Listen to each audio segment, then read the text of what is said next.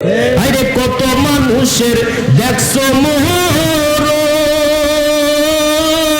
তবু কি আর হই না রে স্মরণ, ঠিক কিনা বাবারা? আরে কত মানুষের দেখছো মরণ, তবু কি আর হই না রে স্মরণ। ছাড়তে হবে তোমার সংসার, হাইরে গুনাহগার, স্মরণ করো মরণ বারে বার, সবাই স্মরণ করো মরণ বারে বার, হাইরে গুনাহগার, স্মরণ করো মরণ বারে রে বার, সবাই স্মরণ করো মরণ বারে বার, হাইরে গুনাহগার, স্মরণ করো। মরণ বারে কথা বলেন না ঠিক কিনা? মরণের কথা চিন্তা করলে নামাজ কাজা করবেন না, মরণের কথা চিন্তা করে সুদ খাইবেন না, ঘুষ খাইবেন না। কারণ হচ্ছে আপনার মনের মধ্যে সবসময় জল্পনা কল্পনা থাকবে, সবসময় ভয় থাকবে আমি ঘুমে আসি রে। কত মানুষ একসাথে ঘুমায়, স্ত্রী নিয়া, ছেলে নিয়া, মেয়ে নিয়া, কিন্তু ছেলে মেয়ে ঘুম থেকে উঠে যায়। অনেক মানুষ দেখা যায় ওই যে ঘুমাইলো, ছেলে উঠে যায় ঘুম থেকে, মেয়ে উঠে যায় ঘুম থেকে, কিন্তু ওই ব্যক্তিটা আর ঘুম থেকে উঠে না। কথা বলেন না ঠিক কিনা? একসাথে খাইয়া একসাথে অফিসে বাইর হইল, ছেলে চলে গেল স্কুলে, মেয়ে গেল স্কুলে, কিন্তু বাবা যে অফিসে গেছে, বাবা আসার সময় অ্যাক্সিডেন্ট হইয়া ছেলে ঠিকই সুস্থ শরীরে বাসার মধ্যে চলে এসেছে, মেয়ে সুস্থ শরীরে বাসার মধ্যে চলে এসেছে, কিন্তু বাবা অফিসে যাওয়ার পর অ্যাক্সিডেন্ট করিয়া বাবার মরা দেহ লাশটা তার বাসার মধ্যে এসেছে। এরকম আছে না নাই? তাহলে আপনি কিসের বাহাদুরি করেন? কিসের এত বাহাদুরি করেন? আমাদের সমাজে যেসব মানুষরা বিত্তবান, ক্ষমতাবান, যাদের টাকা আছে, ক্ষমতা আছে, মানুষকে জুলুম করতে দ্বিধাবোধ করে না, মানুষের সে জুলুম করতে দ্বিধাবোধ করে না, অত্যাচার অবিচার করে। কারণ হচ্ছে তাদের গায়ের জোর আছে, তাদের ক্ষমতা আছে, তাদের টাকা আছে, তারা জুলুম করলে তাদের বিচার কেউ করতে পারবে। এরকম আছে না নাই? আছে না? এই তোর পাপ্পর মাসিদ, তোর বাপ নেয়, কে আমার বিচার করে দেখি, এরকম বলে কি বলে না? আমরা এলাকায় বলে, আপনার মনে হয় বলে না? হ্যাঁ বলেনি? হ্যাঁ, আমার ছেলে 10টা ছেলে আছে, 5টা ছেলে আছে, তোর মারছি, যা মামলা কর, যা তোর কোন বাপ আছে নিয়ে আয়, এরকম বলে কি বলেন? আহা, কিসের বাহাদুরি, কিসের বাহাদুরি? কারণ হচ্ছে আপনি বাহাদুরি দেখাচ্ছেন আপনার মধ্যে, দেহের মধ্যে শ্বাস আছে, দেহের মধ্যে রুহ আছে। আপনার যখন শ্বাস চলে যাবে, রুহ চলে যাবে, এই বাহাদুরি পানি হয়ে যাবে, এই বাহাদুরি থাকবে না, ধ্বংস হয়ে যাবে। কথা বলেন না ঠিক কিনা? এই দেহের মধ্যে প্রাণ আছে। আপনাকে চেয়ারম্যান সাহেব বলে, আমাকে বক্তা সাহেব বলে, হুজুরকে পীর সাহেব হুজুর বলবে, অনেকে বাবা বলে, অনেকে মা বলে, অনেকের মামা বলে, অনেকে আবার দাদা বলে, অনেকে আবার চাচা বলে, কিন্তু রে বাবা, আমার যখন রুহ চলে যাবে, প্রাণ পাখি চলে যাবে, আমার সন্তান আমাকে বাবা বলবে না, আমার স্ত্রী আমাকে স্বামী বলবে না, আপনার চেয়ারম্যান সাহেবকে আপনার চেয়ারম্যান সাহেব বলবে না, আমাকে আলেম হুজুর বলবে না, বক্তা সাহেব বলবে না। প্রত্যেকটা মানুষের মুখে মুখে সবাই বলবে, লাশটা তাড়াতাড়ি বাহির করো, লাশটা তাড়াতাড়ি দৌত করো, লাশটা তাড়াতাড়ি দাফন করো, কাফন করো। কথা বলেন না ঠিক কিনা? তাহলে আপনার বাহাদুরি কতক্ষণ? যতক্ষণ পর্যন্ত আপনার শ্বাস প্রশ্বাস আছে, ততক্ষণ পর্যন্ত আপনার রুহ আছে, ততক্ষণ পর্যন্ত আপনার বাহাদুরি আছে। শ্বাস প্রশ্বাস বন্ধ হয়ে যাবে, রুহ চলে যাওয়ার পরে আপনার সকল ক্ষমতা পানি হয়ে যাবে। কথা বলেন না ঠিক কিনা? একদিন আমারই নাম হবে লাশ, একদিন আমারই নাম। কেউ শুধু আমার হবে, আপনার হবে না? জোরে বলেন, হবে কি হবে না? তাহলে পিছনের বাইরা সবাই বলেন, একদিন আমারই নাম হবে লাশ, একদিন। সাদা কাফন পরবে দেহ, রবে না আপন কেহ, সাদা কাফন পরবে দেহ, রবে না আপন কেহ, বন্ধ হবে রে নিঃশ্বাস, একদিন আমার নাম হবে লাশ, একদিন আমার নাম। সবাই একদিন আমার নাম হবে লাশ, একদিন আমার নাম। সাদা কাপড় পরবে দেহ, রবে না আপন কেহ। সাদা কাপড় পরবে দেহ, রবে না আপন কেহ। বন্ধ হবে রে নিঃশ্বাস, একদিন আমার নাম হবে লাশ, একদিন আমার নাম। সবাই একদিন আমার নাম, একদিন হবে না। ও আমার বাবারা ভাইরা, আমার নবী একদিন বলে, হে আমার সাহাবীরা তোমরা শুনে নাও, তোমরা শুনে নাও, আমার উম্মতরা দুনিয়াবাসীরা দুটি জিনিসকে ঘৃণা করে, একটা হচ্ছে গরিব হওয়া আর একটা হচ্ছে মরে যাওয়া। কথা বলেন না ঠিক কিনা? আমরা কেউ চাই না গরিব থাকতে, আমরা চাই আমার 10তলা বিল্ডিং হোক, আমি চাই আমার 5তলা বিল্ডিং হোক, আমি চাই গাড়ি হোক, বাড়ি হোক। কথা বলেন না ঠিক কিনা? পৃথিবীর ময়দানে আমরা মানুষরা মরতে চাই না। অসুস্থ হইলে দেশের ডাক্তার যদি না পায় চিকিৎসা করতে, আমরা সিঙ্গাপুর চলে যাই, পার্শ্ববর্তী রাষ্ট্রের মধ্যে ভারতে চলে যাই, কারণ হচ্ছে আমি আপনি বাঁচতে হবে। কথা বলেন না ঠিক কিনা? ও আমার বাবারা, আমার নবী আপনার নবী বলে, হে আমার সাহাবীরা আমার উম্মতরা দুটি জিনিসকে ঘৃণা করে রে, একটা হচ্ছে গরিব হওয়া আর একটা হচ্ছে মরে যাওয়া। সাহাবীরা বলে, ইয়া রাসূলুল্লাহ নবী গো, কোন মানুষ তো চায় না পৃথিবী থেকে চলে যাইতে, কারণ হচ্ছে তার মা আছে, বাবা আছে, স্ত্রী সন্তান আছে। এই যে একটা মায়া, এই যে একটা মোহব্বত। আমি আজকে আপনি মাহফিলে চলে আসলাম আপনাদের সুনামগঞ্জে। এটা কোথায়? জামালগঞ্জ, সুনামগঞ্জ, জামালগঞ্জে। আমি আসার পরে আমার ছেলে ফোন দিছে, আমার ছেলে 4 বছর হয় না, জানুয়ারিতে হবে। ছেলে দেখা ফোন দা অবস্থা খারাপ, কানতে কানতে শেষ। বাবা তুমি কই গেলা, আসো না কেন? হ্যাঁ, এই যে এটা কি? এটা একটা মায়া। এটা কি মায়া? এটা হচ্ছে মায়া। প্রত্যেকটা সন্তান বাবা জানের চেয়ে ভালোবাসে, সন্তানরাও বাবাকে জানের চেয়ে ভালোবাসে। কথা বলেন না ঠিক কিনা বলেন? কিন্তু রে বাবা, ওই মায়া, দুনিয়ার মায়া, আপনি যখন কবরে চলে যাবে, আপনার সন্তান আপনার কবরে গিয়ে থাকবে না, স্ত্রী আপনার কবরে যাবে না, ধন সম্পত্তি আপনার কবরে যাবে না। আমি যে কথা বলতে চেয়েছিলাম, আমার নবী বলেন, হে আমার সাহাবীরা পৃথিবীর মানুষরা দুটি জিনিসকে ঘৃণা করে, একটা হচ্ছে গরিব হওয়া আর একটা হচ্ছে মরণ হওয়া। হে আমার সাহাবীরা তোমরা এই দুটি জিনিসকে ঘৃণা করিও না, শ্রদ্ধা করে, মন ভরে, মোহব্বত করে ওই দুটা জিনিসকে তোমরা গ্রহণ করবা। বলেন না সুবহানাল্লাহ? সুবহানাল্লাহ। আমার নবী বলেন, হে আমার সাহাবীরা তোমরা গ্রহণ করবা, এই দুটি জিনিসকে মনের আনন্দে গ্রহণ করবা। সাহাবীরা বলে, ইয়া রাসূলুল্লাহ নবী গো, নবী গো, কোন মানুষ তো চায় না মন হইতো, সবাই চায় বাঁচতে বাঁচতে। কোন মানুষ তো চায় না গরিব থাকতে, সবাই চায় বিল্ডিং, সবাই চায় টাকা, সবাই চায় গাড়ি বাড়ি। আমার নবী বলেন, হে আমার সাহাবীরা তোমরা শুনে নাও, তোমরা শুনে নাও, গরিব হওয়ার মধ্যে কল্যাণ আছে। সুবহানাল্লাহ বলুন। সুবহানাল্লাহ। গরিব হওয়ার মধ্যে কল্যাণ আছে রে, কারণ হচ্ছে হাসরের ময়দান যখন কায়েম হয়ে যাবে, প্রত্যেকটা মানুষ আল্লাহর দরবারে দাঁড়াইবো। মাথার উপরে থাকবে, আঘাত উপরে থাকবে সূর্য। ওই সূর্যটা পৃথিবীর সূর্যে 12টা সূর্যের সমান হবে। সুবহানাল্লাহ। কয়টা সূর্যের? 12টা। একটা সূর্য আমাদের উপরে আছে। এই সূর্যের তাপেই আমাদের চাপা মানে না, ঘোর বাড়ি মানে না, আমরা একবার পাগল হয়ে যাই। কথা বলেন না ঠিক কিনা বলেন? এখন একটু চিন্তা করেন, 12 সূর্যের তাপ আমাদেরকে আমার আল্লাহ পাক দিবে, এটা তো কত হাজার কিলোমিটার আছে আমরা জানি না। কিন্তু পৃথিবীর ময়দানে এই সূর্য একটা, হাসরের ময়দানে সূর্য থাকবে 12টা। কটা থাকবে? একটাই থাকবে, মানে 12টা সূর্যের তাপ একটা সূর্য দিবে। বলেন আল্লাহু আকবার। আমার নবী বলেন, হে আমার সাহাবীরা তোমরা শুনে নাও, তোমরা শুনে নাও, গরিব হওয়া তোমরা কেন পছন্দ করবা রে? তোমরা জানোনি হাসরের ময়দানে যখন যে ব্যক্তি গরিব হইয়া মরবে, পৃথিবীর ময়দানে যে ব্যক্তি ধনী ছিল, অট্টালিকা ছিল, ধন সম্পদ ছিল, তার অট্টালিকা ছিল, ব্যাংক ব্যালেন্স ছিল, ওই ব্যক্তি যত ব্যক্তি ধনী হবে তত ব্যক্তির হিসাব নিকাশ দিতে দেরি হবে। বলেন না আল্লাহু আকবার।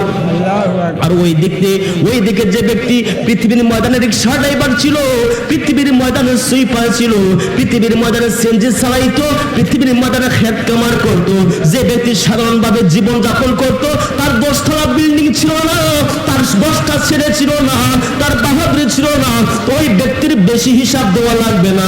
ওই যে ব্যক্তি ধনী ব্যক্তির 10তলা বিল্ডিং আছে, 10টা বাড়ি আছে, গাড়ি আছে, ওই ধনী ব্যক্তির 50,000 বছর আগে ওই ধনী ব্যক্তির আগে গরিব ব্যক্তি আমার আল্লাহ পাক তাকে জান্নাত দিয়ে জান্নাতবাসী করে দিবে। বলেন না সুবহানাল্লাহ। তাহলে বোঝা যায় গরিব হওয়ার মধ্যে আমার আল্লাহ পাকের নিয়ামত আছে। বলেন না সুবহানাল্লাহ।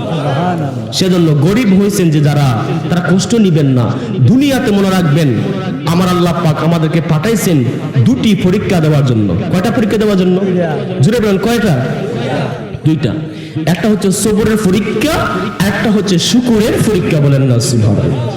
এই যে আমি বললাম ফাযকুরুনি আযকুরুকুম ওয়াশকুরুলি ওয়ালা তাকফুরুন ওয়ালা তাকফুরুন, তোমরা শুকর আদায় করো, ও কৃতজ্ঞ বান্দা হইও না। কিন্তু আমরা পৃথিবীর ময়দানে সবরের পরীক্ষা মোটামুটি আমরা দেই। হ্যাঁ, যখন টাকা না থাকে, চিকিৎসা না করাতে পারলে আমরা বলি আল্লাহ যেরকম দিছে, আল্লাহ তো রোগ দিছে, আল্লাহ মাফ করবো না। কিন্তু শুকরের পরীক্ষা আল্লাহ পাক আপনাকে এমপি সাহেব বানাইছে, চেয়ারম্যান সাহেব বানাইছে, 10টা ছেলে দিছে, আপনার 5তলা 10তলা বিল্ডিং দিছে। এই যে অহংকার, এই যে বাপ, এটা অতি সহজে যায় শুধু অহংকার বাড়ে। অহংকার কি বাড়ে? কারণ আপনার টাকা তো আছে, সম্পদ তো আছে, ক্ষমতা তো আছে। সেজন্য আমার আল্লাহ, আমার নবীজি বলেছেন ওই সবরের পরীক্ষার চেয়ে শুকরিয়া আদায়ের পরীক্ষা সবচেয়ে বড় কঠিন। বলেন না সুবহানাল্লাহ। তাহলে কি আপনারা যারা গরিব আছেন, আমরা সবাই খুশি না বেজার? যত বড় লোক হবেন তত হিসাব বেশি দিবেন, তত আপনার অন্তরে শয়তানের বেশি, আপনার অহংকারে আপনার কি করবেন বাসা বাঁধবে। আপনি যদি গরিব হয়ে থাকেন, একটা মানুষের সাথে যদি আপনি অন্যায় করে থাকেন, অতি সহজে আপনি ওই অন্যায় করার পরে মাপ চাইতে পারবেন। ঠিক কিনা বলেন না? কিন্তু সমাজের মধ্যে যারা বিত্তবান মানুষ আছে, গরিব মানুষকে ঠগাইলে, গরিব মানুষকে জুলুম করলে, ওই বিত্তবান ক্ষমতাবান ব্যক্তি কখনো চায় না হাত ধরে গরিব ব্যক্তির হাত ধরে মাপ চাইতে। কথা বলেন না? ঠিক কিনা বলেন? ওই ব্যক্তি বলে আমার তো হোয়াইট আছে, আমার তো প্র্যাকটিস আছে, আমার তো একটা সমাজের মধ্যে হোয়াইট আছে। ওই হোয়াইট বলতে বলতে ওই ব্যক্তি নিজেও জানে না গরিব ব্যক্তিকে জুলুম করার কারণে ওই ব্যক্তি জাহান্নামে যেতে হবে। বলেন না নাউযুবিল্লাহ। জাহান্নামে যাওয়ার জন্য হাজার কারণ নয়, একটাই কারণ যথেষ্ট হয়ে যাবে। পৃথিবীর মধ্যে ক্ষমতাবান ছিলেন, পৃথিবীর মধ্যে টাকা ছিল, 5টা 10টা ছেলে ছিল, আপনি গরিব ব্যক্তিকে আপনি একটা তাপ্পর মারেছিলেন। তাপ্পর একটা মারার কারণে 10 বছর 20 বছর 50 বছর 60 বছর যত আমল করেছেন সকল আমল বরবাদ হয়ে যাইব, আপনার স্থান হবে জাহান্নামে। বলেন না নাউযুবিল্লাহ। শুধু অহংকার করা যাবে না। বিশেষ করে হচ্ছে এই পৃথিবীর মধ্যে মুসলমান তো আলহামদুলিল্লাহ আরো বড় নিয়ামতের বিষয়।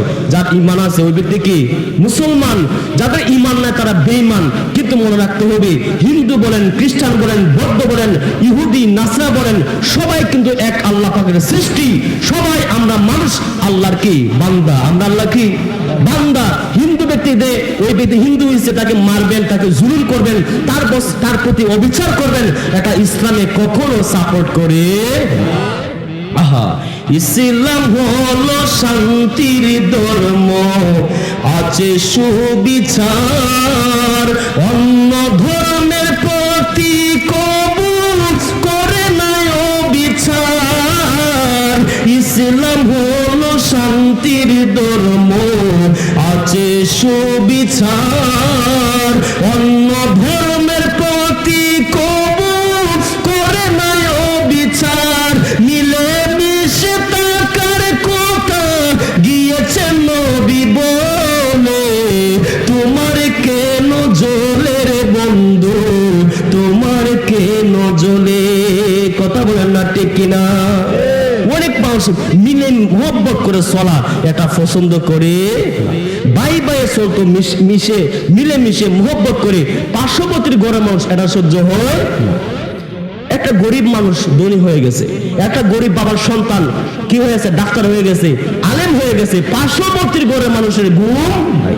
এটা হিংসা, এটা কি হিংসা? এই হিংসায় আপনার আমলটাকে একবারে লাকড়ি যেরকম ভাবে, আপনার আগুন যেরকম ভাবে লাকড়িকে জ্বালিয়ে দেয়, পুড়িয়ে দেয়, হিংসায় আপনার আমলকে জ্বালিয়ে দেয়, পুড়িয়ে দেয়, ধ্বংস করে দেয়। বলেন না নাউজুবিল্লাহ।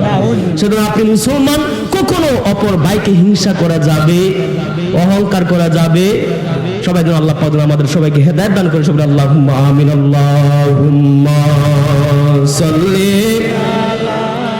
সাইয়্যিদিনা মুহাম্মদ ওয়া আলা আলি মাওলানা। বাবারা, ভাইয়ের, আমি বলতে চেয়েছিলাম আমার নবীজি বলেছেন তোমরা গরিব হওয়া পছন্দ করিও, তোমরা অপছন্দ করিও না, অসন্তুষ্টি হইও না। দ্বিতীয় আমি বলেছিলাম পৃথিবীর ময়দানে মরণ হওয়াটা এটা নিয়ামত, মরণ হওয়াটা কি একটা নিয়ামত আল্লাহর পক্ষ থেকে। এটা হচ্ছে মুসলমান ইমানদার জন্য গিফট, উপহার। বলেন না সুবহানাল্লাহ। কারণ হচ্ছে মরে যাওয়ার পরে কবরে দয়াল নবীর সাথে আপনার দিদার হয়ে যাবে। বলেন না সুবহানাল্লাহ। হাসরের ময়দানে আমার আল্লাহর সাথে দিদার হয়ে যাবে। বলেন না সুবহানাল্লাহ। আমরা মুসলমান, আমরা চাই নবীর সাথে দিদার হোক। আমরা মুসলমান, আমরা চাই আমার আল্লাহর সাথে আমাদের দিদার হোক। বলেন না সুবহানাল্লাহ। সুবহানাল্লাহ। এই পৃথিবীর ধন সম্পদ দিয়ে কি করবেন? পৃথিবীর জীবন কই দিন আছে, কিন্তু নবী মুস্তাফার দিদার পাইলে আপনার জান্নাত ওয়াজিব হয়ে যাবে, জাহান্নাম হারাম হয়ে যাবে। বলেন না সুবহানাল্লাহ। সুবহানাল্লাহ। আহা, সেজন্য মনে রাখবেন পৃথিবীর মধ্যে যদি আপনার আমলের মাধ্যমে, আপনার আমলের মাধ্যমে, ইবাদত রিয়াজতের মাধ্যমে আমার আল্লাহ পাককে সন্তুষ্টি করতে পারেন, আর দয়াল নবীকে যদি আপনার সন্তুষ্টি করতে পারেন, জীবনে একবার যদি আমার নবীকে দেখতে পারেন, তাহলে আপনার জীবন ধন্য হয়ে যাবে। কারণ হচ্ছে আমার নবীজি বলেছেন যে ব্যক্তি আমাকে একবার ঈমান সহকারে দেখলো, তার জন্য আমার আল্লাহ পাক জান্নাত ওয়াজিব করে দিল। বলেন না সুবহানাল্লাহ। সম্মানিত প্যারা হাজরিন, অনেক মানুষ হয়েছে আলহামদুলিল্লাহ। আপনারা যারা আছেন একটু সামনে দিকে প্রচুর জায়গা আছে, একটু আগে যদি বসেন তাহলে পিছনের ভাইয়েরা বসতে আপনার সুবিধা হবে। আপনার দুরূদ শরীফ পড়ি, একটু জিকির করি, আর আপনারা যারা আছেন একটু সামনে চলে আসেন। আল্লাহ আল্লাহ আল্লাহ আল্লাহ আল্লাহ আল্লাহ আল্লাহ আল্লাহ আল্লাহ আল্লাহ আল্লাহ আল্লাহ আল্লাহ আল্লাহ আল্লাহ। জোরে জোরে আল্লাহ আল্লাহ আল্লাহ আল্লাহ আল্লাহ আল্লাহ আল্লাহ আল্লাহ আল্লাহ আল্লাহ। তোমার মত আমায় কেহ, তোমার মত আমায় কেহ এমন ভালোবাসে না, তাই তো আমরা তোমার দিওয়ানা। নবী গো, তাই তো আমরা তোমার দিওয়ানা। মাশাআল্লাহ। আল্লাহ আল্লাহ আল্লাহ আল্লাহ আল্লাহ। আমি শুই না কুরআনে লেখা গো, তুমি ছাড়া আমার জীবন বৃথা গো। মাশাআল্লাহ। আল্লাহ আল্লাহ আল্লাহ। আমি শুই না কিতাবে লেখা গো, তুমি ছাড়া আমার জীবন বৃথা গো।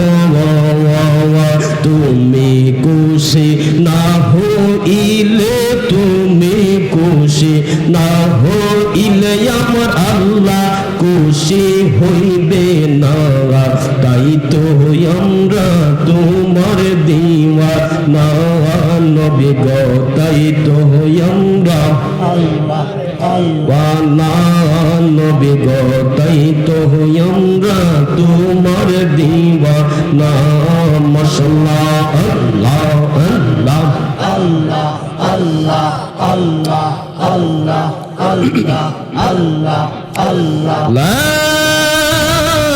ইলাহা ইল্লাল্লাহ মুহাম্মাদুর রাসূলুল্লাহ সাল্লাল্লাহু আলাইহি ওয়াসাল্লাম। বাবারা ভাইরা, আমি বলতেছি হে আমার নবী বলেন, হে আমার উম্মতরা, তোমরা গরিব হওয়াকে পছন্দ করবা।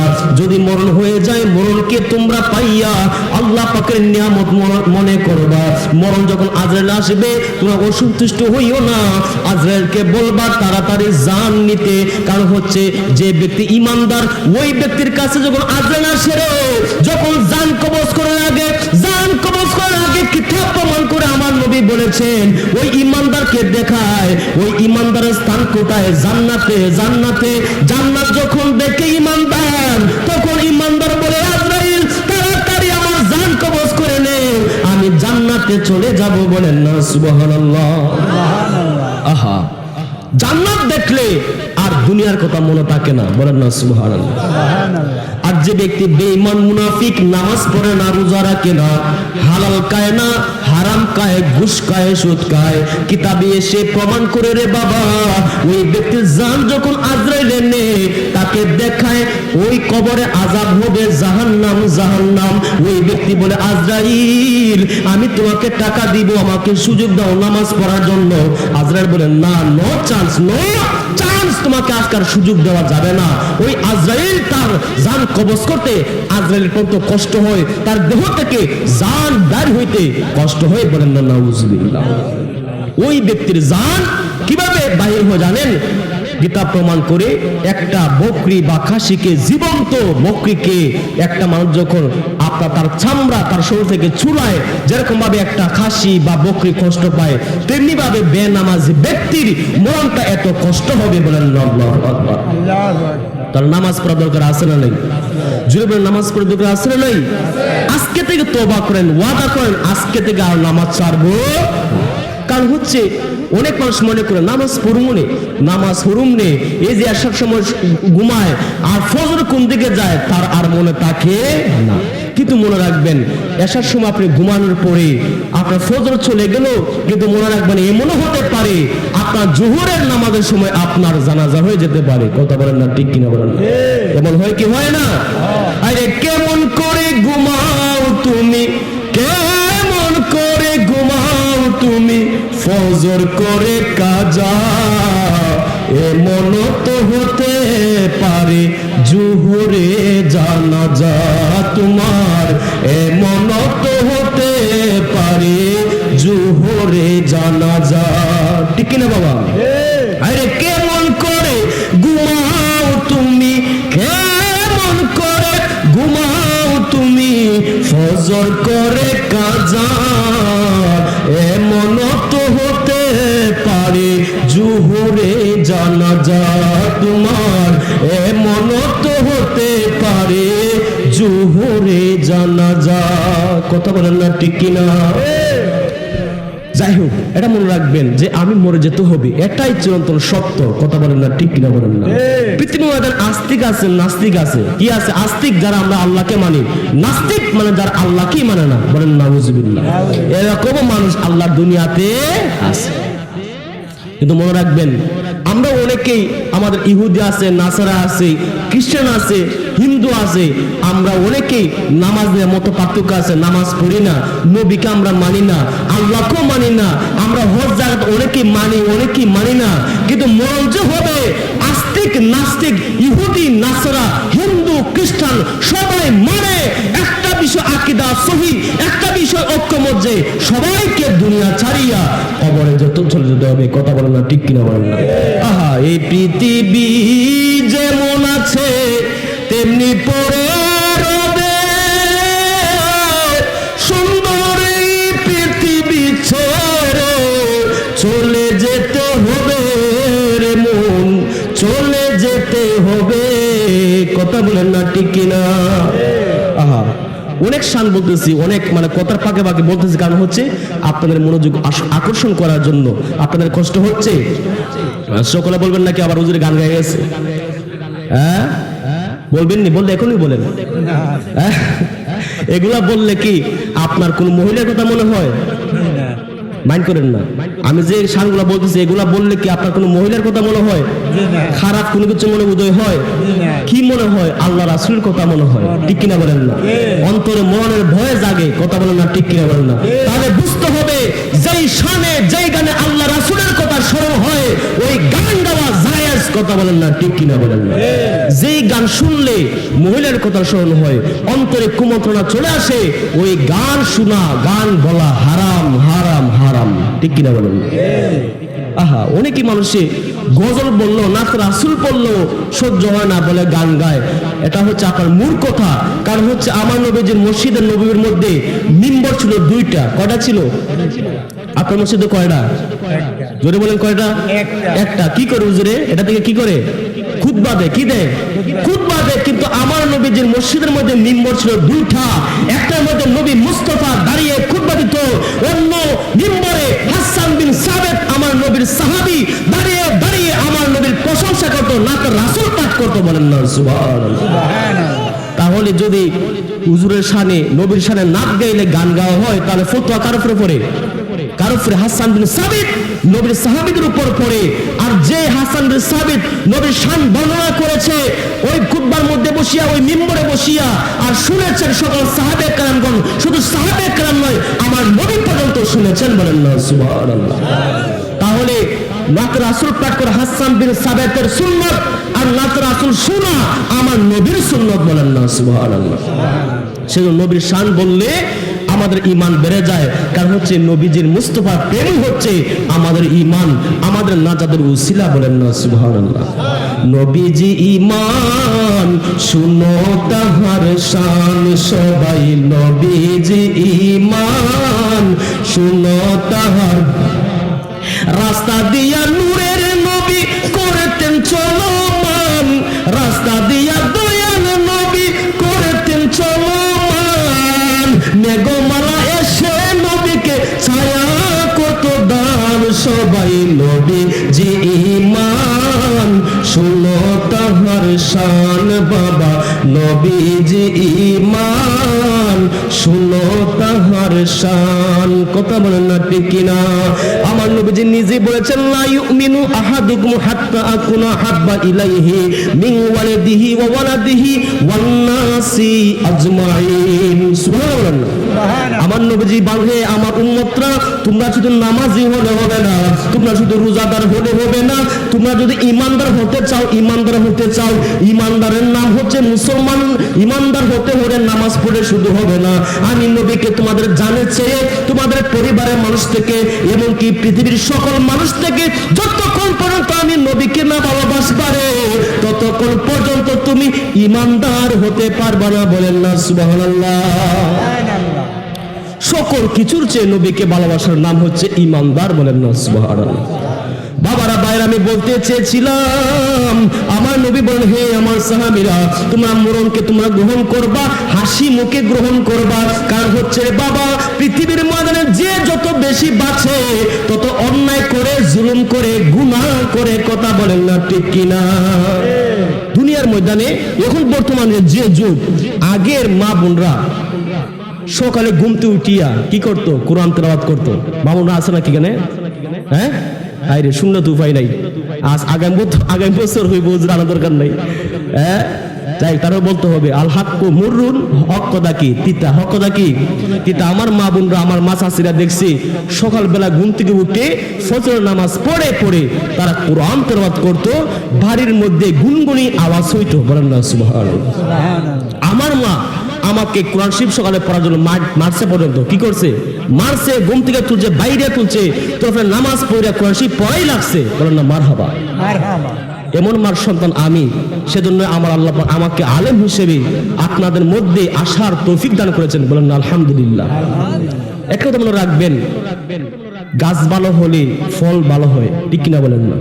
গাছ যেমন ফল তেমন হয়, তেমনি ভাবে আব্দুল কাদের জিলানীর মা উম্মুল খায়ের মা ফাতেমা, আমাদের সমাজে ফাতেমা আছে না নাই? তাদের ঘরে কি হয়? সন্ত্রাস হয়, জঙ্গি হয়, গাঁজাখোর হয়।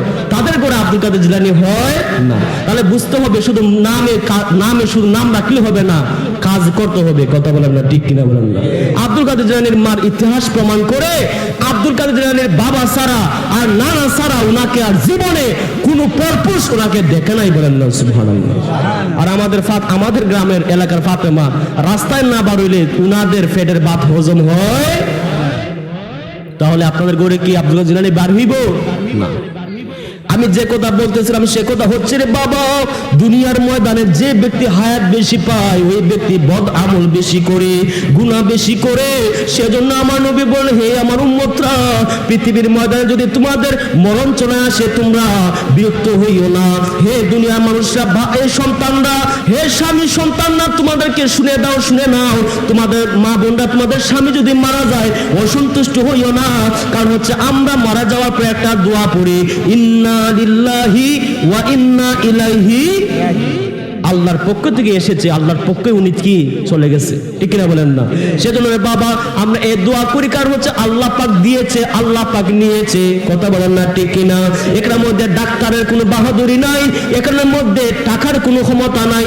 একটা মানুষকে হায়াত দিতে, হায়াত মাউতের ফয়সালা যিনি করেন তিনি কে? জুড়ে বলেন, তিনি কে?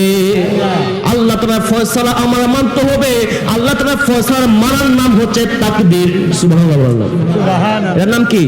তাকদীর। সেজন্য আমাদের মরণটা যদি এখন হয়ে যায় তাহলে হয়ে যাবে জান্নাতি মরণ, বলেন না সুবহানাল্লাহ। মনে হচ্ছে আমরা কোথায় বসে আছি? জান্নাতের বাগানে, সুবহানাল্লাহ বলেন না? আর যারা আসে না তারা কি মরবে না? জোরে মরবে না? জান্নাতের বাগানে এসে আজরাইল যারা জান কবজ করবে, যাদের তারা জান্নাতে, যারা বাহিরে আছে তাদেরও জান কবজ করবে। আমরা যে মারা যাওয়ার পরে যে নিয়ামত পাইবো, যে সম্মান ইজ্জত পাইবো, তারা কি সেটা পাইবো? তারা পাইবো? সেটা মিসগেট করা যাবে না, মিস করা যাবে না। এই মাহফিল প্রতি বছরে একবার হয়, প্রতিদিন হয় না, প্রতি মাসে হয় না, প্রতি সপ্তাহে হয়। এরকম মাহফিল ফালাইয়া আড্ডাইতেছে রাস্তাঘাটে, দু নম্বরে বুঝতে হবে আপনার নসিব বেশি ভালো। বাবারা, ভাইয়েরা, মুসলিম শরীফের একটা হাদিস আছে, একটা কথা মনে রাখবেন, আমরা দুনিয়াতে মানুষ যারা আছে আমরা হচ্ছে সামাজিক জীব। আমরা কি জীব? সামাজিক জীব। আমাদের পরিবার আছে, আমাদের সমাজ আছে। আমরা পরিবার ছাড়া চলতে পারি না, সমাজ ছাড়া চলতে পারি না। কিন্তু মনে করতে হবে আমার ব্যবহারের মাধ্যমে, আমার আচার ব্যবহারের মাধ্যমে আমার ভাই, আমার মা, আমার স্ত্রী, আমার সন্তান, আমার পাড়া প্রতিবেশী, আমাদের সমাজ যেন আমাদের উপর অসন্তুষ্ট না হয়। কি না হয়? অসন্তুষ্ট না হয়। বাহাদুরি করা যাবে না। একটা মানুষ অন্যায় করেছে তাকে ধমক দেওয়া যাবে না, গালাগালি করা যাবে না। গালাগালি করলেও রাগের মাত্রা, আমাদের তো রাগ, আমি যে হুজুর গালাগালি করি না, করার পরে যখন আমি বুঝতে পারি এটা রং হয়ে গেছে, তখন সরি বলতে হবে। কি বলতে হবে? সরি। দুঃখিত প্রকাশ করতে হবে, দুঃখ প্রকাশ করতে হবে, অনুতপ্ত প্রকাশ করতে হবে। তাহলে আমার আল্লাহ পাক আপনাকে মাফ করে দিবে, বলেন না সুবহানাল্লাহ। আহা, সেজন্য বলা হয়েছে, আরে গায়ের জোরে বললে কথা নবীর প্রাণে লাগে ব্যথা। গায়ের জোরে বললে কথা নবীর প্রাণে লাগে ব্যথা। চিরদিন তুই তাকিবি না ভুবনে, সবাই চিরদিন তুই তাকিবি না ভুবনে। নিরঞ্জনে দিবে তোরে দুজকের আগুনে, সবাই দিবে তোরে নিরঞ্জনে দিবে তোরে। আমাদের সমাজে আছে না কিছু মানুষ গায়ের জোরে চলাফেরা করে। কি করে? গায়ের জোরে চলাফেরা করে। এটা তার চাচা না, জেডা না, মুরব্বি না, চেয়ারম্যান মেম্বার সব, এটা তার দেখার বিষয় নাই। কারণ তার মধ্যে গায়ের জোর আছে, সব পাইকে সমান দেখে, কথা বলেন না, ঠিক কিনা বলেন না? এরকম দেখানো যাবে না, কারণ গায়ের জোর আমার আল্লাহ পাক দিয়েছে, এক সেকেন্ড লাগবে না এই জোর কমাতে, কথা বলেন না, ঠিক কিনা বলেন না? সেজন্য বলে রে বাবা, গায়ের জোরে বললে কথা নবীর প্রাণে লাগে ব্যথা। গায়ের জোরে নবীর প্রাণে লাগে ব্যথা। দুই তবে না চিরদিন তুই তাকিবি না ভুবনে। নিরঞ্জনে দিবে তোরে দুজকের আগুনে, আল্লাহ দিবে তোরে জনে, দিবে তোরে দুজকের বয়স যখন পড়বে বাটি, সঙ্গী হবে বাঁশের লাঠি, কিছু কিছুক্ষণ শুনবে তোর খানে। ঠিক কিনা বলেন না? বয়স যখন হয়ে যায় তখন দূর মেয়ার বাজারে যাওয়া লাগে না, হাটের মধ্যে বর বর করতে করতে মসজিদে যায়। কথা বলেন না? ঠিক কিনা বলেন না? আরে বয়স যখন পড়বে বাটি, সঙ্গী হবে বাঁশের লাঠি, কিছু কিছুক্ষণ শুনবে তোর খানে। সেদিন বল কমিবে হাতে পায়ে, পেশার মাথা ঘোরাবে। বল কমিবে হাতে পায়ে, পেশার মাথা ঘোরাবে। ছোট অক্ষর দেখবি না নয়নে, তুমি ছোট অক্ষর দেখবি না নয়নে, নিরঞ্জনে দিবে তোরে গুণে, সবাই দিবে তোরে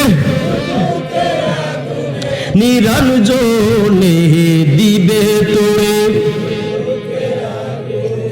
চিৎকার দেবেন না মারহাবা? গায়ের জোরে কথা বলা যাবে না।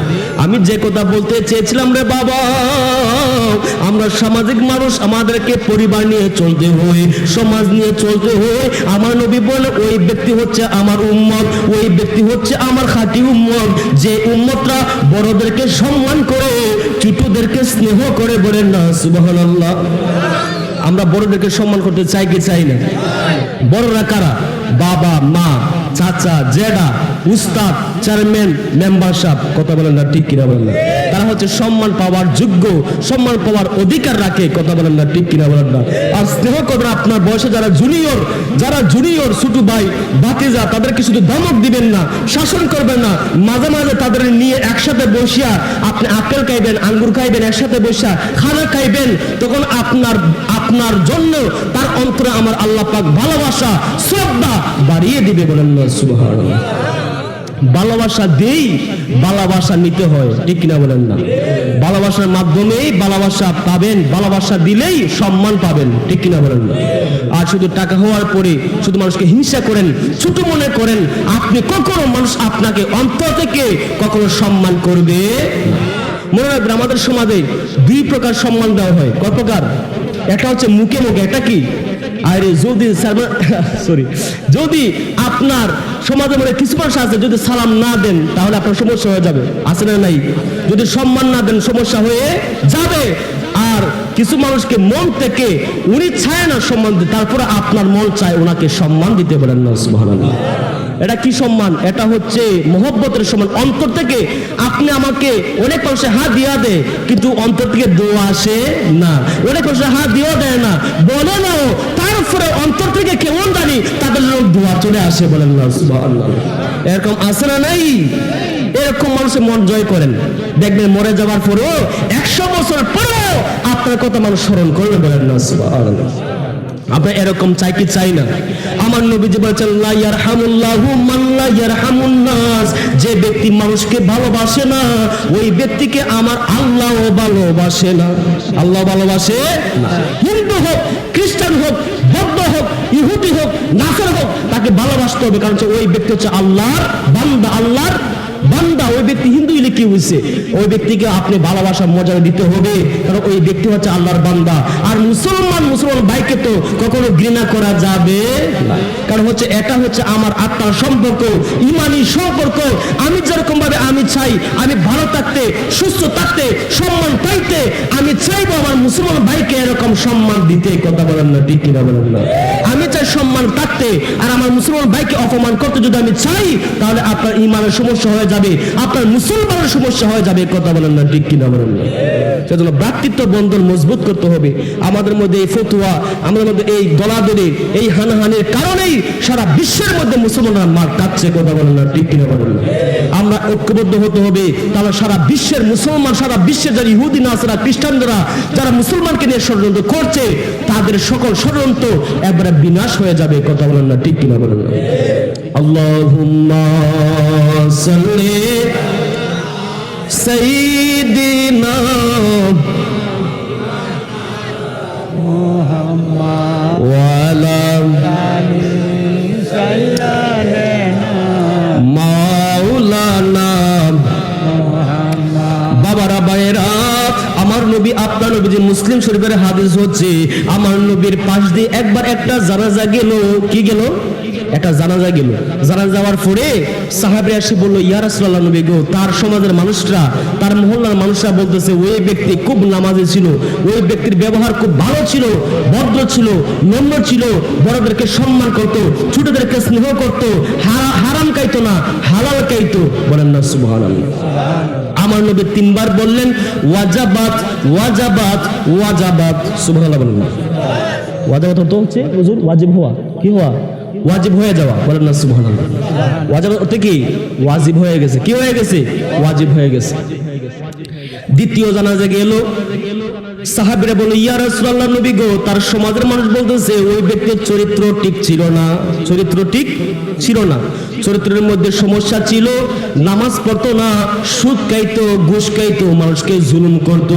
এই কথা শোনার পরে আমার নবী আবারও তিনবার বললেন ওয়াজাবাত ওয়াজাবাত ওয়াজাবাত সুবহানাল্লাহ বলেন সাহাবীরা আশ্চর্য হয়ে গেল সবাই নিশ্চুপ সবাই চুপ কেউ প্রশ্ন করার সাহস পায় না সাহাবীদের মধ্যে কৌতূহল জাগলো হায় হায় প্রথম জানাজা গেল আমার নবী তিনবার বলেন ওয়াজাবাত দ্বিতীয় জানাজা গেল আমার নবী বলেন ওয়াজাবাত ওয়াজাবাত ওয়াজাবাত আমরা তো কোনো কিছুই বুঝলাম না আমার নবীর শ্রেষ্ঠ সাহাবী ইসলামের দ্বিতীয় খলিফা সারা জাহানের মুসলিম মিলাতের খলিফা হযরত ওমর ফারুক রাদিয়াল্লাহু তাআলা ডাইকে বলে ইয়া রাসূলুল্লাহ নবী গো প্রথম জানাজা গেল আপনি বলেন তিনবার ওয়াজাবাত দ্বিতীয় জানাজা গেল আপনি বলেন তিনবার ওয়াজাবাত আমরা তো কোনো কিছু বুঝতে পারলাম কিছুই বুঝতে পারলাম না আমার নবী বলেন হে আমার সাহাবীরা তোমরা শুনে নাও আবার আল্লাহ পাক একজন আল্লাহ পাকের সাক্ষী আছে জমিনের উপরে যে সমাজের মানুষ হচ্ছে পৃথিবীর মানুষ হচ্ছে আমার আল্লাহ পাকের সাক্ষী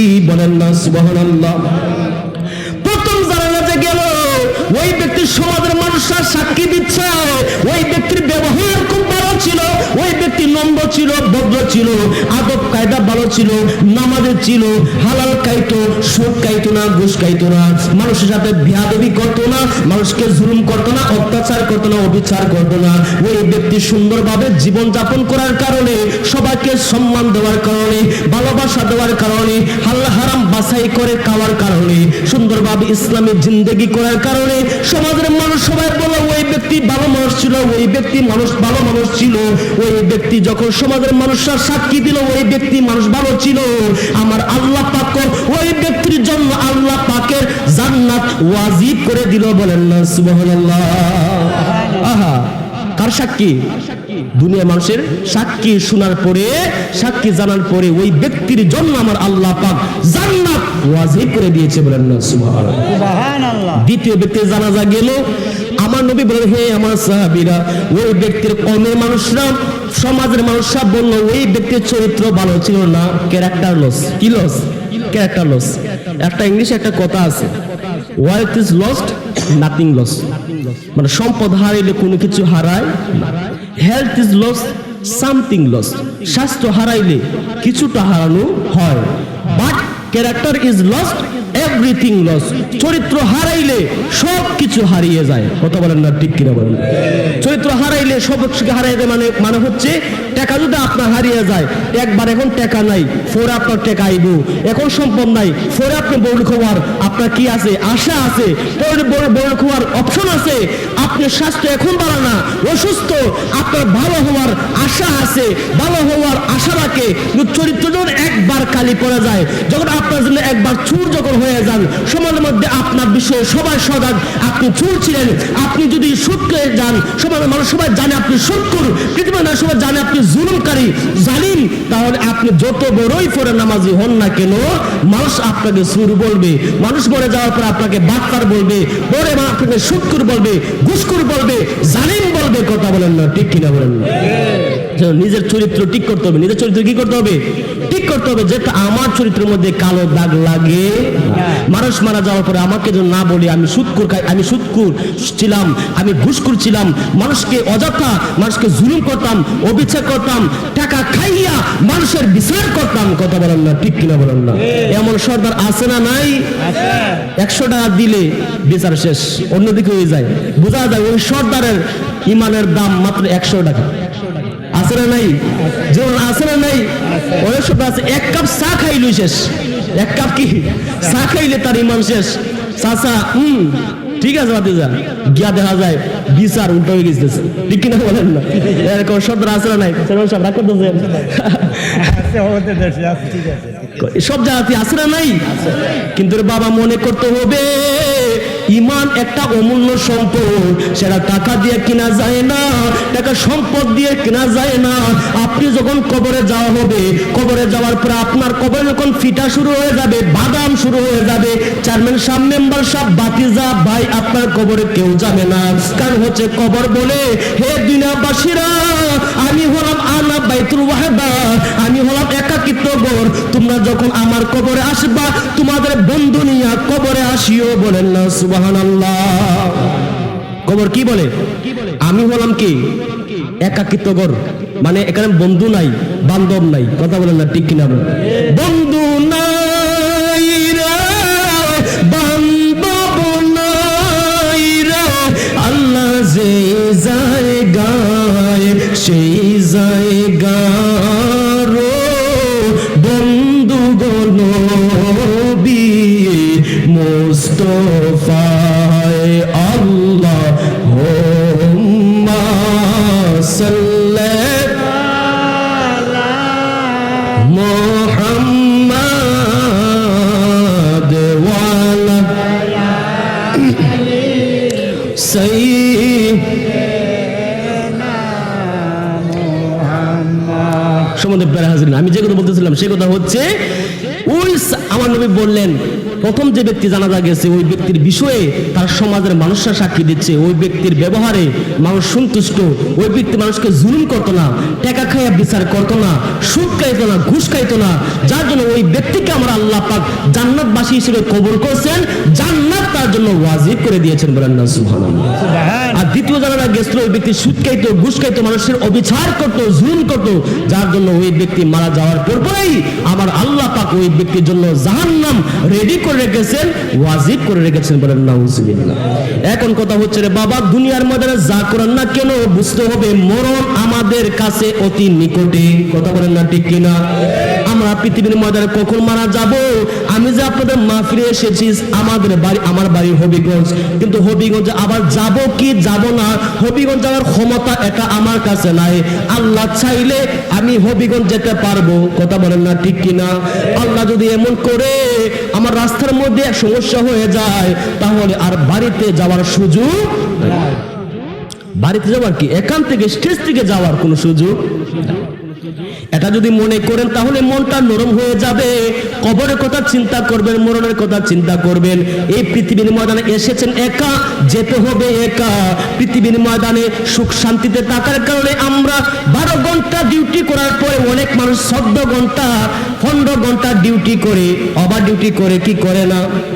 কেন করে? বেতন থেকে একটু বেশি ডিউটি করলে বেশি আরো কি পাইব? বেতন পাইব। বেশি বেতন পাইলে ছেলে মেয়ে লইয়া খাইতে পারবো বালা, ঠিক কিনা বলেন না?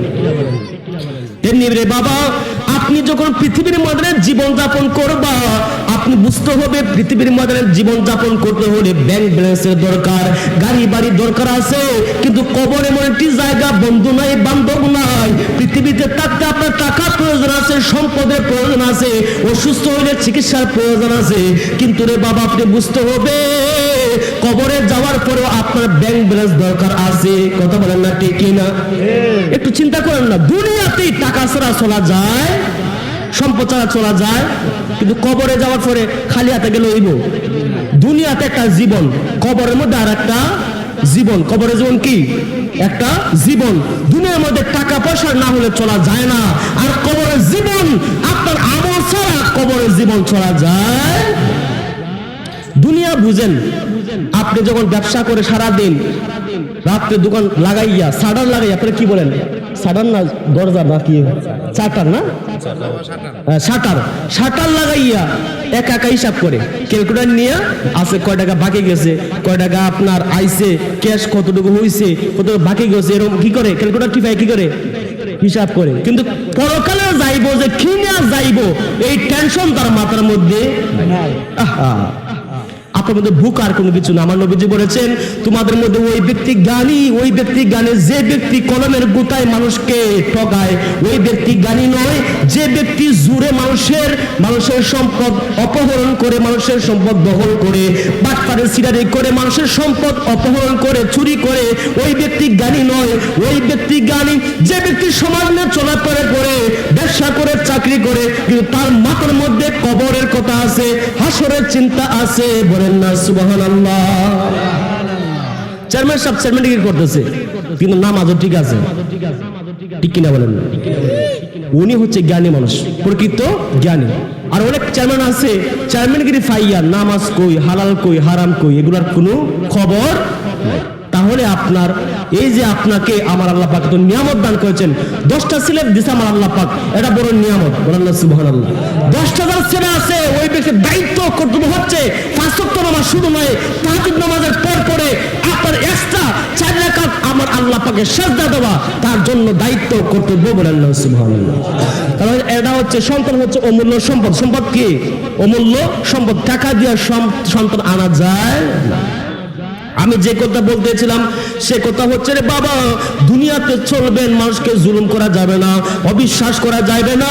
কারণ হচ্ছে পৃথিবীর ময়দানে আমার আল্লাহ পাক বলেছেন, পৃথিবীর ময়দানে যারা ইমানদার চলাফেরা করে তারা হচ্ছে আর দুনিয়া ও মাজরাতুল আখিরা, দুনিয়া হচ্ছে আখিরাতের শস্য ক্ষেত্রের মতো। বলেন না সুবহানাল্লাহ। শস্য ক্ষেত্রের মধ্যে যেরকম আপনি ফসল ফলানোর পরে সার বেশি দিবেন, পানি শেষ ঠিক মতো দিবেন, তাহলে আপনার ফসল কি বাম্পার হবে। কি ফসল হবে? খবর দেখেন না বরিশাল বাম্পার ফসল হয়েছে, এরকম খবর নিউজ আছে না নাই? দুনিয়ার মধ্যে যত আমল করবেন কবরের জীবনটা সুন্দর হবে। বলেন না সুবহানাল্লাহ। কবর মধ্যে দুনিয়াতে থাকলেন একটা আপনার ঘটনা বলতেছি, পৃথিবীর ময়দানে আমার আল্লাহ পাক 60 জন নবীকে, 60 জন মানুষকে বাছাই দান করেছিলেন। বলেন না সুবহানাল্লাহ। সারা বিশ্বের ক্ষমতা দিয়েছিলেন। একজন হচ্ছে যে সুলাইমান আলাইহিস সালাম। বলেন না সুবহানাল্লাহ। আর পরে নবীদের মধ্যে একজন ছিলেন যুলকারনাইন আলাইহিস সালাম। বলেন না সুবহানাল্লাহ। যুলকারনাইন আলাইহিস সালাম যখন মারা যাবে, ওই যুলকারনাইন আলাইহিস সালাম উনি বললেন, আমি যখন মারা যাব, আমি মারা যাওয়ার পরে আমাদের লাশটা পৃথিবীর কোন মানুষরা কাঁধে করিয়া আমার লাশটা কবরে নিও না, আমার লাশটা তারা কবরে নিবে যারা আমার পৃথিবীর ময়দানে চিকিৎসা করেছিল। বলেন না সুবহানাল্লাহ। চিকিৎসা কারা করে? ডাক্তার। কারা করে? আমরা যখন আমাদের বাবা মারা যায় কারা কবর নেওয়া যায়? সন্তানরা, আত্মীয় স্বজনরা। উনি বলতেছেন না, আমার সন্তানরা, আমার পরিবার, আত্মীয় স্বজনরা আমাকে লাশটা কাঁধে করে ঠিক আছে। আচ্ছা সব ভালো থাকেন। হ্যাঁ, আল্লাহুম্মা সাল্লি আলা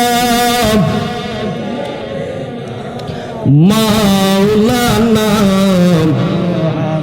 ওয়া আলা আলি মাওলানা। সম্মানিত প্যারা হাজরিন, দেখেন দুনিয়ার ময়দানে আমরা সবাই কবরে যেতে হবে, কিন্তু সবাই কবরে যাওয়ার পরে আমাদের লাশটা আমাদের আত্মীয় স্বজন বা আমাদের পরিবারের মানুষরা কাঁধে করে করে কবরে নিয়ে যাবেন। কিন্তু যুলকারনাইন উনি বললেন না, আমার লাশটা আমার পরিবারের কোনো মানুষরা বহন করে কবরে নিও না, আমার লাশটা যারা চিকিৎসা করেছে আমার, তারা যেন আমার লাশটা কাঁধে করে কবর নেয়। বলেন না সুবহানাল্লাহ। 2 নম্বর ওসিয়ত হচ্ছে উনি বললেন, আমার কবর যখন তোমরা নিবা, লাশটা জানাজা পড়িয়া যখন লাশ কবর নিবা, আমার যত সোনা আছে, দানা আছে, হীরা মুক্তা আছে, আমার লাশের যে রাস্তা বাই নিবা, এই রাস্তার মধ্যে তোমরা বিছিয়ে দিবা। বলেন না সুবহানাল্লাহ। 3 নম্বর হচ্ছে আমি যখন মারা যাব, আমাকে খাটের মধ্যে যখন তোমরা আমার লাশটা নিয়ে যাইবারে, আমার হাতটা তোমরা কাফনের মধ্যে রাখবা না, 2 হাতটা তোমরা ছেড়ে দিবা, 2 হাতটা তোমরা ছেড়ে দিয়ে 2 হাত 2 দিকে ফেলে দিবা। বলেন না সুবহানাল্লাহ। উনার পরিবারে বলল, হে বাদশা, এটা কি বললেন, কি ওসিয়ত করলেন? এটা তো বুঝতে পারলাম। উনি বললেন যে দুনিয়াতে আমি একা এসেছি, যাওয়ার সময় তুমি কোনো কিছু নিয়ে যেতে পারবো না। দুনিয়ার মানুষ শিখবে যে আমি যুলকারনাইন সম্পদের অভাব ছিল না, কিন্তু আমি খালি হাতে এসেছিলাম। যখন দেখবেন আমার 2 হাতটা মেলা আছে, খালি আছে, মানুষরা বুঝবে এত সব সম্পত্তি মালিক আমি, কিন্তু কবরে যাওয়ার পরে আমি কোন সম্পত্তি আমার হাতে নিতে পারি। দুই নম্বর হচ্ছে যে সব চিকিৎসকরা আমার চিকিৎসা করেছে তারা যখন আমার লাশটা কাঁধে নিয়ে যাবে, তারা যখন দেখবে, মানুষরা যখন দেখবে ওই লাশটা পৃথিবীর কোনো মানুষরা নিচ্ছে না, চিকিৎসকরা নিচ্ছে, তখন বুঝতে পারবে ওই চিকিৎসকরা, দুনিয়ার ডাক্তাররা তখন মানুষকে বাঁচাইতে পারে না। হায়াত মাওতের মালিক হচ্ছে আমার আল্লাহ, বলেন না সুবহানাল্লাহ। তিন নম্বর হচ্ছে যে আমি যখন মারা যাব, তোমরা আমার কবর যখন আমাকে নিবা, তখন তোমরা আমার হাতটা তোমরা বাইরে রাখবা, যাতে মানুষ দেখে আমি এসেছিলাম একা, এসেছি আবার একা, গিয়েছি আবার একা, বলেন না সুবহানাল্লাহ। আল্লাহুম্মা সাল্লি আলা সাইয়্যিদিনা মাওলানা মুহাম্মদ ওয়া আলা আলি মাওলানা আল্লাহুম্মা সাল্লি আলা মাওলানা মুহাম্মদ ওয়া আলা আলি সাইয়্যিদিনা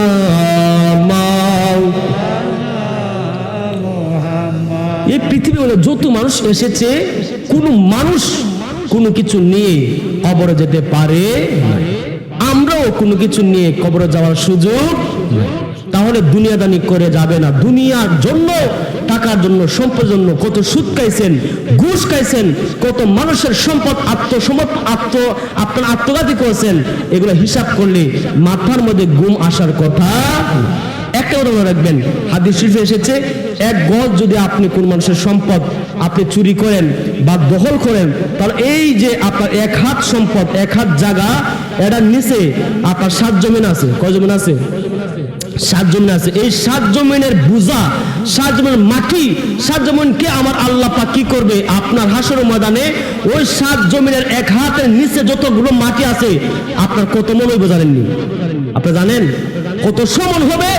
ওই আপনার 1000 মন, বলেন আপনি 1000 মন, 1000 মন আপনার মাটিকে বোঝা বানাইয়া আপনার কাঁধে দেওয়া হবে, বলবে এখন তুমি হাঁটো, বলেন আল্লাহু আকবার। এখন বুঝেন, আমি তো এক হাত একটা উদাহরণ দেখাইছি, কত মানুষ আপনার শত জমি মানুষের দখল করে রাখছে, কথা বলেন না, ঠিক কিনা বলেন না? এই সম্পদ হাসরের মধ্যে আপনার জাহান্নামে যাওয়ার জন্য একবারে রেডি হয়ে যাবে, বলেন নাউজুবিল্লাহ। সম্পদ আত্মঘাতী করা যাবে না।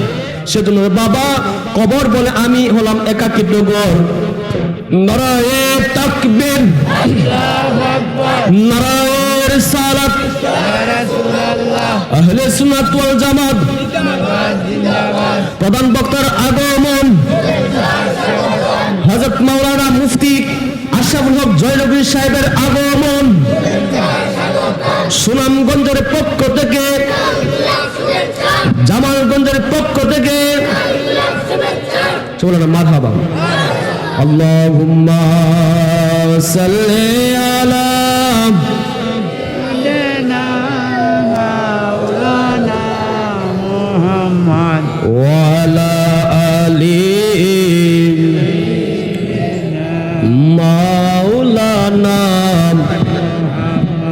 আমার মুর্শিদ দয়াময় তোমারে দেখিবা আর মনে লয় আমার কেহ নাই দয়াল তুমি বিনে এই সংসারে বান্ধব আমার কেহ।